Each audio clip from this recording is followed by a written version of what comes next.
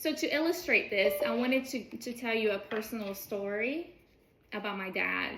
This is my father, Dr. Ubalgino, as he was known. And for most of my life, he was a very healthy person, very healthy. He loved to walk on the beach. He had a busy gastroenterology practice in Brazil, where I'm from. And after work, he would walk 3 miles on the beach every day. He loved to be outdoors. He loved to travel. He loved to be the life of the party. He was just magnetic. You know, he walked into the room, he talked to everyone, he was always in good spirits, and he always took really good care of his health. So always paid really close attention to what he ate, to his diet. He did Pilates. For goodness sake, he was very health conscious and always took really great care in his appearance. He always dressed really well. And so when he walked into the room, everybody I know, you know, from me as his daughter growing up, I always noticed how everybody looked at him with such admiration and respect. He commanded that kind of attention in people. And then he started losing his grip strength. And then after a while, he lost his upper body strength. And there were many tests and many specialists. As you know, those things take time. And then eventually, finally, we had a diagnosis. And I'll never forget, of course, the phone call when he called me and he said that he had ALS, which is a terminal disease, as you know. I mean, that changed everything for us, obviously. Talk about devastating. I mean, it was devastating news.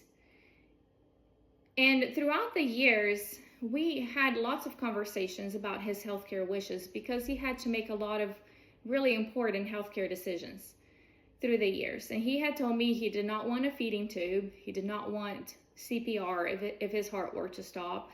And those conversations we eventually had to have with medical teams later on. But one thing he had initially told me is that he also did not want a trach. He did not want that tracheotomy, the opening in the trachea that allows for the trach tube to be connected to a ventilator. And we had kind of already made those decisions.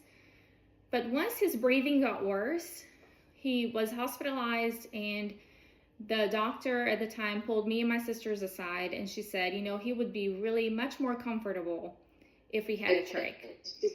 And she said, he really needs this, but he will only agree to this procedure if you go and ask him. So we walked into the hospital room, and we dreaded this conversation, but we trusted the doctor, and so we repeated to him what the doctor had said, and we just very gently asked him, would he agree to this? And he said, yes. But it was the saddest that I have ever seen him. He was just, I remember he had his head down, he had tears rolling down his face, which was rare. He hardly ever cried, and he just very quietly said yes. And they had the tracheotomy done that very next day, I think. And he ended up living with a trach for about 8 more years. 8 years. In those 8 years, they weren't without joy. He got to meet both my sons. He actually learned how to use a computer with his eyes from his hospital bed, which is amazing. So he could send us emails, and we could communicate that way. But there was so much suffering and so much loss in those 8 years, because now his whole world was confined right to that hospital bed. This person who was used to being the life of the party and being outdoors and traveling, he was now in this hospital bed, immobile, and that was his whole world. And I noticed now when people walked into the room to see him, they no longer had that admiration and respect in their eyes. It was pity. It was pity that they had in their eyes. And it was disgust sometimes. And I would look at my dad sometimes in all the suffering that he was enduring, and I would think, did we make the right decision? Like, if I could go back in time, would we make that decision off that trick? And I would think, what if the doctors, what if the medical team had taken the time to really ask him about his goals, about his values, and whether living for 8 years in a hospital bed, not being able to move a muscle with a trach, was what he would have accepted. Was that acceptable to him? And would he have made something different? Would he have made a different decision if they had taken the time to ask a few more questions, right? So I don't know. Maybe he would have chosen something different. Maybe he wouldn't. Maybe he would have chosen the same thing.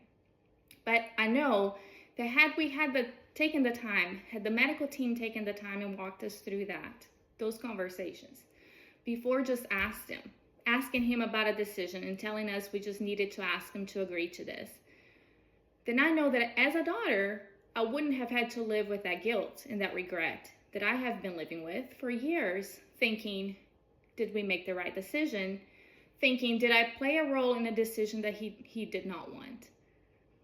And that's the power, I think, of taking the time. It can be hard. It can be uncomfortable to have those conversations. But the long-term consequences of healthcare decisions, they are forever. And they are important.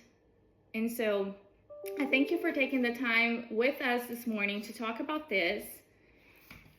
And